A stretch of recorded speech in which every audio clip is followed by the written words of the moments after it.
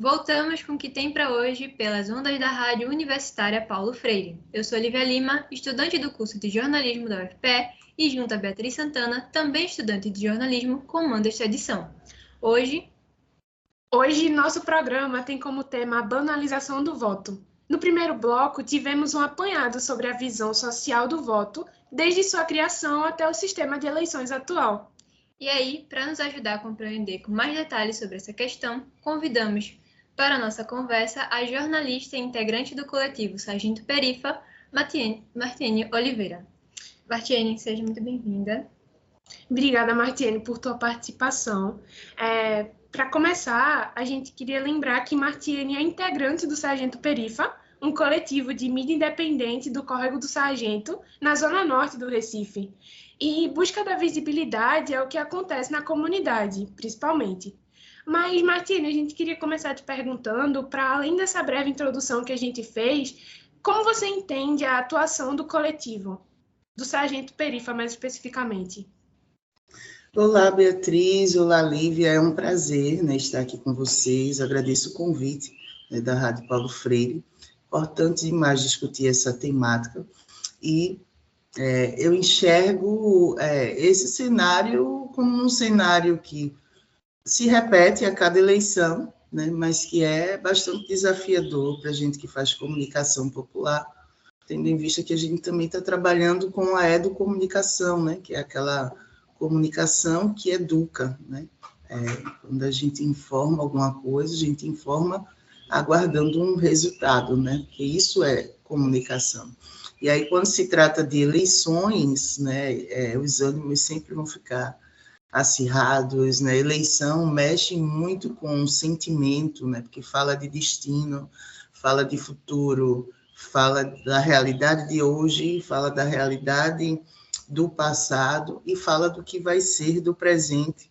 Então, não tem como as pessoas não se envolverem emocionalmente também, E aí, quando entra nessa questão, da emoção, essa tem sido a arma de 99% dos candidatos, mexer com a emoção, E aí, quando se trata de um país que a gente não tem ensino regular sobre cidadania política, por exemplo, nas escolas, se a gente está falando de emoção, a gente está deixando a razão totalmente de lado, e isso é muito perigoso, principalmente se tratando de comunidades periféricas, onde é quem decide, quem vai ganhar, porque a gente está ali na base da pirâmide, a maioria dos moradores, é a grande massa, e existe esse déficit da falta de letramento político, E a gente consegue fazer política das mais variadas formas. Política é tudo, Política é troca, política é negócio,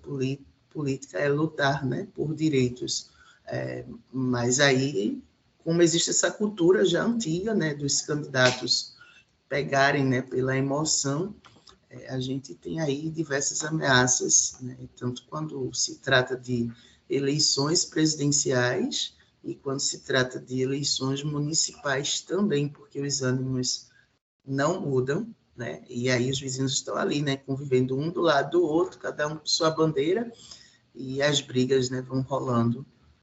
É bem difícil, não sei quando a gente vai conseguir mudar, completamente essa realidade, mas a gente vem tentando, através da comunicação, educar os moradores, com rodas de conversa, com podcasts, com cartazes, com panfletagem, em redes sociais, a gente vem fazendo isso, através de campanhas até que, fogem do tradicional, não vote nesse rato.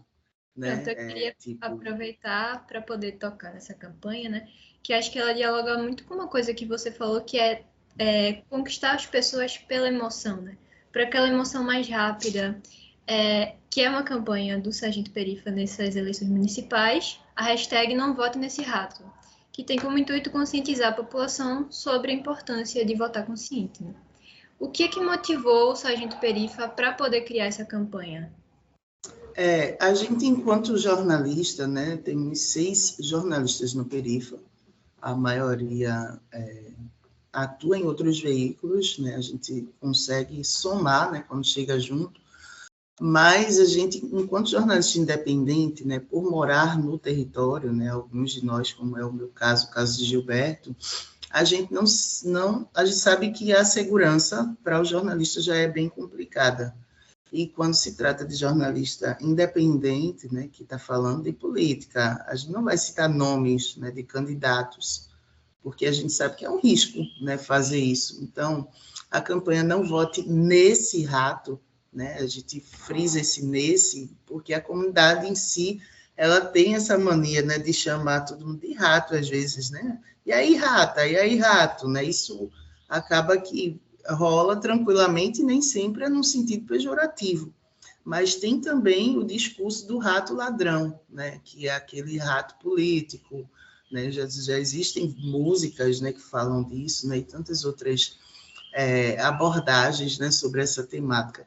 Então, essa ideia foi de Carbonell, né, que é um cineasta que também faz parte do Perifa, e é fundador de outros coletivos, né, como Mangue Crio, Ficcionalizar. Carbonell é um artista periférico, além de cineasta, e ele já tinha esse hábito de grafitar nos muros da cidade do Recife e região metropolitana o desenho de um rato e a frase, né, em período de eleição, não vote no rato. A gente readaptou, né? Aí problematizou essa questão de, tipo, não é todo rato, né? Porque tem os ratos legais. Então, não vote nesse rato. E aí a gente usa o problema de um candidato que está lá assediando a comunidade, agindo de má fé com a periferia, vendendo, comprando voto, ou coisas do tipo. A gente não cita o nome dele, coloca ele como se fosse esse rato, mas cita o que ele fez. E dessa forma, o morador entende quem é o candidato, né?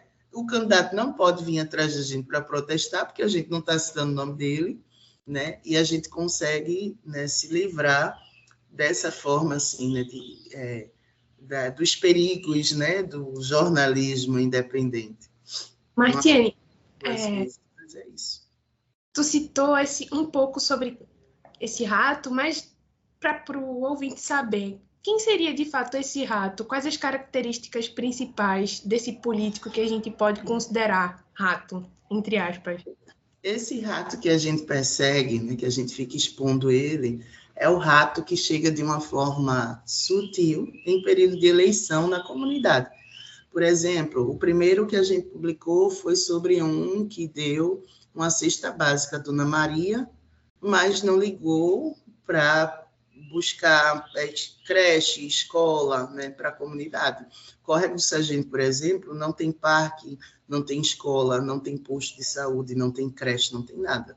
Tem um grande número de mortes, né, por deslizamento de barreira, né, por violência urbana, a gente já teve, hoje não tanto, né, mas, assim, existem muitos problemas que nem uma associação dos moradores, por exemplo, que a gente tem, está ativa, né, há mais de 20 anos fechada, e o rato ele não mobiliza, né, para fazer essas coisas, né? O político ele chega lá, se diz que é candidato da comunidade, mas não cria políticas públicas. Então, o que adianta dar uma cesta básica para Dona Maria e Dona Maria se abestalhar, vai lá, vota no rato, convence a família dela a votar no rato, se ele não vai ficar mantendo essa cesta básica?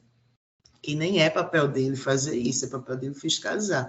Então, seria muito mais interessante ele lutar para que Dona Maria, a filha, o filho, a família, tivesse acesso à educação, para que eles conseguissem não ficar nessa dependência, né? Isso lembra muito o Príncipe de Maquiavel, né? Que ensina como é que um político deve agir, né? Que ele não dá tudo, ele dá de pouquinho para que as pessoas continuem dependentes dele para a vida toda. E eu digo que a gente vive um relacionamento abusivo, né, com os políticos brasileiros, né? É como se fosse aquela relação mesmo que a gente tanto fala, né, nas questões de gênero, é literalmente isso, assim, as pessoas não conseguem muitas vezes deixar os seus candidatos porque eles dão emprego, eles deram uma cesta básica, mas o que adianta dar uma cesta básica para a Dona Maria e não lutar pela pavimentação da barreira dela?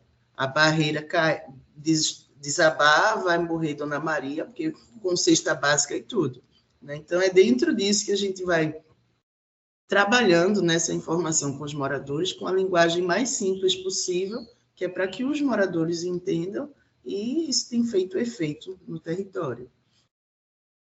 Sim, e aí você falou dessa comunicação com os moradores, e a campanha, né, hashtag, ela é mais focada nas redes sociais, mas eu imagino que vocês também trazem essas conversas no cara a cara, né? E eu queria saber qual a importância de resgatar esse diálogo direto ali com a população, que nem o Sargento Perifa tem feito com a comunicação offline, indo na porta dos moradores. Qual é essa importância?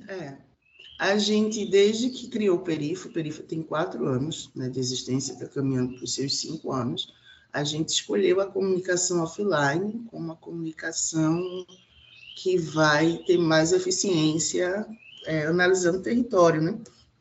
Então, a gente tem um censo, que esse censo proporciona um diálogo mais próximo com os moradores, né? A gente vai no porta a porta de cada morador, e quando a gente vai, a gente leva o material, né? A gente faz perguntas para eles, mas como a gente não é nenhum IBGE, a gente tem que levar alguma coisa para eles, né? Então, a gente leva o material para eles, né? Para que eles nos recebam até, né? Como estratégia, né? De a gente apurar as informações e tal.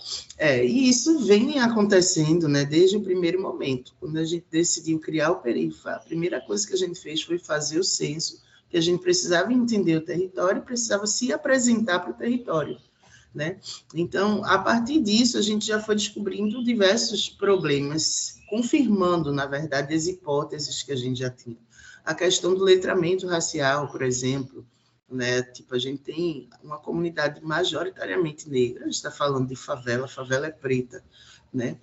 E quando a gente ia ver a quantidade de moradores que tinham letramento racial, né, que é aquele morador que é negro e sabe que é negro, né, e sabe que porque é negro, a vida dele é como é, né? A gente não tinha nem 30 pessoas, assim, das 250 famílias entrevistadas, a gente não tinha 30 representantes de família, né, porque a gente entrevista uma pessoa por família, que tinha esse letramento. As pessoas se reafirmavam como morenas, por exemplo, ou como brancas, mesmo sendo mais retintas do que eu.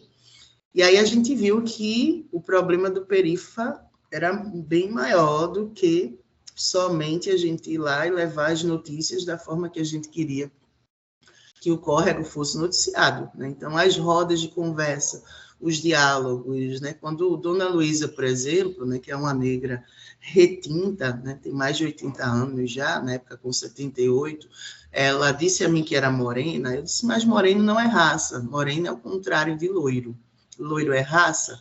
Aí ela parou e fez, não, ela disse, então se loiro não é raça, moreno também não é, eu sou preta. Não, minha filha, não diga isso não, você não é preta, não. Se não, Dona Luísa, eu sou preta, a senhora é preta também, porque disseram para a gente que ser preto é ruim. Mas a gente é preto, a gente tem que dizer que é preto. E o tempo passa, né? A gente vai vendo que essa transformação na comunidade vai acontecendo. A gente fez uma palestra na Páscoa, né? Uma atividade com mais de 200 crianças na rua, né? Botou os tatames no meio da rua, porque não cabiam todas as crianças no espaço. E aí a gente conseguiu, através de fantoches, né? Uma família preta que a gente criou, né? De fantoches, conversar com as crianças sobre racismo de uma forma lúdica. E no final foi muito bonito, assim, mais de 200 crianças entoando um grito, sabe? Moreno não é raça, moreno não é raça. A gente trabalha dessa forma e com a política, isso é política também, né? Com a política partidária, que a gente não faz política partidária, mas para falar de política partidária, sem defender candidato A ou candidato B, a gente também trabalha nesse formato, de pegar um problema, aí na Rede de Mulheres, por exemplo, a gente pega uma mulher que passou por uma situação que tem a ver com aquele tema da noite, né? E aí a gente convoca as mulheres, faz cartazes com a foto dessa mulher, com a autorização dela, obviamente, e ela é a convidada da mesa. Às vezes é uma mulher que já foi uma pessoa detenta, né, que já tinha sido presa por algum motivo. Às vezes é uma mulher que já passou por uma situação que a comunidade não dá nada por ela, mas a gente leva essa mulher para lá. quando a gente leva essa mulher, é uma estratégia de a gente atrair outras mulheres, porque a família dela quer ver o que, é que ela tem para contar. A vizinha fofoqueira quer saber qual é a história dela, a versão da história dela, né? E a gente tem feito esse trabalho que tem fortalecido a comunidade, as mulheres da comunidade enquanto rede, né? E tem trabalhado essas temáticas, né? Quando a gente começa a falar desses assuntos, elas começam a se identificar, e aí tem um momento de fala, né? A gente abre a roda, elas começam a falar, a contar das suas experiências, e a gente vai vendo, com o passar dos dias, né, o quanto isso tem dado certo, assim, né? Tem feito muito efeito positivo no território. Martiene, ficou bem nítido assim, a eficácia da ação do coletivo de vocês, principalmente nessa questão do letramento racial, enfim, do letramento racial, do gênero também. Então, eu queria aproveitar esse gancho que você até trouxe do letramento político para saber, assim, a eficácia de vocês é garantida, mas por que os coletivos? Qual é o papel dos coletivos, principalmente o Sargento Perifa, na construção do letramento político, da construção do debate político, da participação popular na época das eleições, principalmente? Se tratando de jornalismo, é papel de qualquer jornalista, independente de ser coletivo ou não, fazer essa ligação, né? Isso tem a ver com o Estado democrático de direito, né? Ligar a sociedade ao Estado, levar a mensagem da sociedade para o Estado e do Estado para a sociedade, né? Cobrar, né, as lacunas, aí, os buracos, as rachaduras que vão acontecendo, né, e mostrando, né, dessa ponte que é tão frágil, né, que falta tanto investimento entre esse grupo e o outro. E quando a gente escolhe fazer comunicação popular, independente, né, a gente abre o leque, né? Nem todo jornalista se interessa por jornalismo independente e comunitário. Então, quando eu estou dando aula lá no Lab Perifa, por exemplo, eu estou educando diversos moradores que querem ser comunicadores, mas que não conseguiram entrar na universidade, mas estão aprendendo. Então, a gente vai criando coletivos por conta disso, né? Porque as pessoas vão se especializando, né? Vão aprendendo com a gente vai multiplicando a comunicação, né? Porque a comunicação é importantíssima, não é à toa que somos chamados do quarto poder, né? E na medida que o povo ele vai aprendendo a comunicar, que comunicar é diferente de falar, né? Falar eu só falo e vocês não entendem nada. Isso não é comunicar, eu só falei, né? Mas a partir do momento que eu falo e você entende, e você fala e eu entendo, a gente está se comunicando. Então, a gente tem levado essa missão, né, para os territórios, para que as pessoas, mesmo que não sejam jornalistas, aprendam a comunicar. E quando elas se comunicam, né, a partir do momento que o empoderamento racial, por exemplo, chega para elas, eu digo sempre que para a gente empoderar uma pessoa negra, primeiro ela precisa se reconhecer negra, né? E aí, quando ela se encontra, né, nesse espaço, nessa identidade, ela começa a avaliar o espaço dela, as perdas e conquistas, as dificuldades, ela vai ficando uma pessoa revoltada, né, incomodada. E uma vez incomodada, a gente só sossega quando tira o incômodo do lugar, né? Então, o papel de um coletivo é justamente esse, assim, provocar pessoas, né, a partir dos incômodos que a gente tem, levar esses incômodos para outras pessoas, contaminar essas pessoas, fazer o grupo crescer, né, e ir contaminando o território, né, para que a gente consiga mudar a realidade do território, né, apontando esses problemas através da comunicação, que são problemas, o trabalho que a gente faz é um trabalho que deveria ser feito pelo Estado, mas não é o trabalho que o Estado faz. Então, a gente faz esse trabalho, mas faz reclamando, né, protestando e puxando mais pessoas. Quanto mais pessoas a gente tiver, mais força a gente vai ter. Com certeza. E aí eu queria já continuar nessa lógica da participação do Sargento Perifa na comunidade, para perguntar como é que você entende a atuação, como é que a atuação do Sargento Perifa ajuda a população a se perceber enquanto agentes políticos, né? Não só na época de eleição, mas também depois dela. Então, a gente tem o hábito de, entrou no Sargento Perifa, é comunicador popular. entendeu? E aí eu digo isso, digo que a pessoa precisa botar isso no currículo, fortaleça seu currículo, né? Você está fazendo alguma coisa na comunidade. Ah, eu não tenho curso. Você está aprendendo a ser comunicador popular. As redes sociais se tornam um portfólio para essa pessoa, né? Então, ela tem prazer, né, de fazer algo pelo território, porque ela também está tendo um retorno, ela está melhorando a realidade dela, ela está melhorando a realidade do território, né, da família dela, e ela está fazendo algo de bom. Então, é um somatório que acaba sendo romantizado. É claro que tem diversos desafios, né, nisso tudo, né, mas a gente consegue fazer essas coisas. Uma vez eu subi no telhado do Perifa, logo no início do coletivo, a gente não tinha espaço, e aí uma das integrantes, né, Joselma, que é enfermeira, comprou uma garagenzinha que era da família dela. E aí a telha, né, estava bem feiosa, já muito velha e tal, e a gente ia ter a festa das crianças. E aí a gente combinou, né, com as pessoas que na época faziam parte do coletivo, para trocar o telhado. A gente tinha ganhado umas telhas de segunda mão, mas que estavam melhores, a gente ia trocar todo aquele telhado para que na festa das crianças a gente tivesse um lugar mais arrumadinho. Chegou o dia, só tinha eu, Gilberto, que é o outro fundador do Perifa, Joselma e João, né, que é um dos advogados do coletivo, que não faz mais parte por enquanto. Mas João é bem grandão, né? 1,90 m de altura e bem forte, então ele não conseguia subir lá, sabe?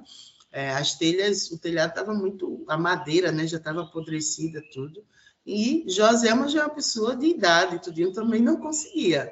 Aí tinha Gilberto, né, que era o único, mas Gilberto também não ia dar conta de ficar lá no telhado, pegando telha e mandando para a gente embaixo. Eu disse, eu vou subir. E aí o pessoal fez, tu vai subir? Eu disse, vou subir. Né? Não tinha outra pessoa, e eu subi, né? Subi com o Gilberto. Com o Gilberto numa ponta, pegava a telha, passava para mim, eu passava para João, embaixo, que passava para Joselma, e Joselma botava a telha no chão. Isso é comunicação comunitária. A gente fez isso, né? A gente tem um exemplo claro aí de comunicação horizontal, né? Aquela de morador para morador, onde ninguém ganha mais do que ninguém. E quando eu estava fazendo isso, passa seu Jairo. E Jairo, quando olha para mim na telha, faz, o que é que você está fazendo aí? Aí eu disse, seu Jairo, não tem muita gente para subir, a gente precisa trocar essas telhas. Já estava tudo descoberto, né? Não tinha como deixar lá parado por causa da chuva e tal. Aí ele, vou subir também. Eu disse, não, seu Jairo, o seu já de idade, vou subir. Ele subiu. Quando ele sobe, a gente já tem 3 no telhado. E aí passa o filho dele. Quando o filho dele viu, o que é que o senhor está fazendo aí? O senhor vai cair, pai. Subiu também. E daqui a pouco a gente conseguiu, né, trocar o telhado do Sargento Perifa tranquilamente, né, com a força dos moradores, porque os moradores iam chegando, depois chegou o amigo do filho, e a gente, quando a gente viu, a gente tinha terminado. Então, é uma comunicação que como contamina, assim, né, que a gente vai despertando, vai levando informações, né, sobre a violência de gênero, por exemplo. Na primeira reunião da Rede de Mulheres, a gente falou sobre esse tema, e a gente tinha um índice muito alto na comunidade de mulheres em situação de violência. E aí a gente levou o tema. Quando a gente levou o tema, as mulheres que estavam na rede disseram, elas apanham porque são safadas. Aquele discurso de sempre. E aí a gente levou essa conscientização. Na segunda reunião, a gente falou sobre o tema de novo. A reunião é uma vez no mês. E aí a gente já tinha uma certa flexibilidade. Na terceira, na mesma semana que ocorreu a reunião, após a reunião, houve um índice de 5 casos de violência no território. 5 mulheres agredidas. Uma foi arrastada, grávida de 7 meses, arrastada pela rua pelo marido. E isso era muito comum já de acontecer, entendeu? E aí, quando eu fiz isso, quando a gente levou isso, que isso aconteceu, as mulheres ficaram muito revoltadas. E a gente teve diversos casos assim, de mulheres entrando em contato com a gente, vizinhas que não tinham nada a ver com o problema, com todas as aspas possíveis, que queriam fazer alguma coisa. Mas precisa fazer alguma coisa. Então, eram as mesmas mulheres que há 2 encontros atrás tinham dito que as mulheres estavam com os agressores porque eram safadas, porque queriam. Então, assim, a gente foi espalhando lambes, né, cartazes pela comunidade, com mensagens para as vítimas, mensagens para os agressores também, e a gente conseguiu aí com essas mulheres que vão aprendendo, né, no dia a dia, foi iniciativa delas, né, fazer aí mais alguma coisa. Então, esses são alguns exemplos, né, que a gente tem de experiências através da comunicação do Perifa, o voto também, né, na eleição presidencial. A gente só tem uma igreja na comunidade, não tem terreiro, não tem mais nada. Então, a gente tem um índice muito grande de pessoas evangélicas. E a gente sabe que os evangélicos foram um alvo principal da política bolsonarista.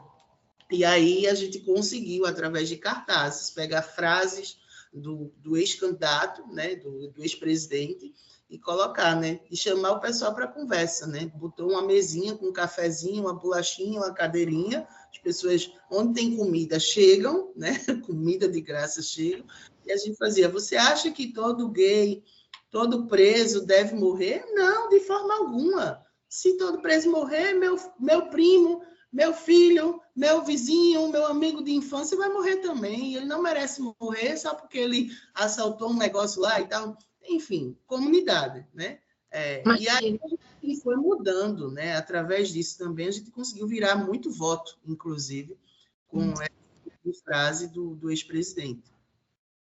Martiene, ficou muito evidente como a mobilização de vocês é contagiante e como as pessoas se percebem enquanto agentes políticos quando vê outras pessoas se mobilizando, né? Muito legal o que o Sargento Perifa faz. Mas a gente já está se aproximando do final. E eu queria aproveitar como última deixa para perguntar o que vocês, do Sargento Perifa, aconselham que o ouvinte pode avaliar para saber se um candidato realmente a representa e representa a comunidade que ela vive.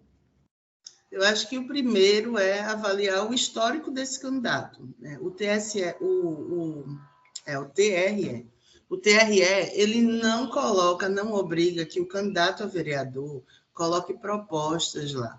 Talvez seja porque o papel do vereador não é prometer propostas, a entrega de coisas, e sim fiscalizar, é obrigação. Ele não tem que dizer que ele vai fazer isso para que as pessoas votem, né? Quando ele se candidata a vereador, ele está se candidatando para ser um fiscal, né, da prefeitura e tal. Talvez seja por isso, mas ainda assim a gente sabe que os candidatos têm propostas, né? Então, pelo TRE a gente não tem isso. A gente precisa analisar o histórico desse candidato, pegar a história dele, ver se ele já tem atuação, né, nas comunidades, ver o que é que as pessoas falavam dessa pessoa, com quem essa pessoa se relaciona, né? Quais as propostas, como ele chega na comunidade, né? Se ele nunca apareceu lá e agora quer ir lá, uma proposta muito fantasiosa. Ele não tem obrigação, o vereador ele não tem obrigação de dar cesta básica, ele não tem obrigação de dar emprego, ele não tem obrigação de nada disso, né? De dar favores, né? A luta dele não é por uma pessoa coletiva, ou por uma pessoa individual, ou por uma família. A luta dele é pelo território, ele tem a obrigação de fiscalizar se tem um posto de saúde, como é que está o andamento desse posto, né, via prefeitura, se as barreiras foram feitas, né, se existe alagamento. O papel dele é cobrar da prefeitura as coisas que a comunidade precisa falar e que não vai conseguir chegar no prefeito, mas ele consegue, né, através lá do plenário. Então, o papel dele é esse. Se ele chega lhe oferecendo dinheiro para você votar nele, você já abre o olho, né? Porque ele está sendo corrupto. É lei, não pode. Se ele lhe promete um emprego para você votar nele, você também está compactuando com isso, entendeu? E eu não vou nem dizer, sendo bem sincera, que as pessoas não aproveitem, né, esse momento aí do assédio, né, dos políticos, né? Porque a quantidade de político que procura o povo e que o povo, infelizmente, só tem acesso a um trocadinho pela mão desses caras, né? Nesse período de trabalhar em campanha, mas preste bem atenção, né? Preste bem atenção em quem você vai dar seu voto. Você pode até trabalhar para ele, que vai ser incoerente até, né? Porque se você não define que está trabalhando para o cara, né? Mas se você é um funcionário, por exemplo, você mora numa cidade, o patrão é candidato de outra, ele obriga você a trocar o título, né? Ele também está errando, né? Você deixa o seu território desacobertado né? E vai votar em um candidato que não vai lutar pelo seu território, né? Porque o território que ele vai lutar é o território que você votou, que você só trabalha lá, mas os problemas estão lá. Você voltar para casa, os seus problemas vão estar lá e a pessoa que você votou não vai poder lhe ajudar. Então, a gente sempre vai falando dessas coisas, porque eu acho que é mais fácil das pessoas entenderem. Ótima explicação, muito boas informações para nossos ouvintes. A gente está encerrando o programa, agradecemos muito sua presença, Martiane. Foi ótima a nossa conversa.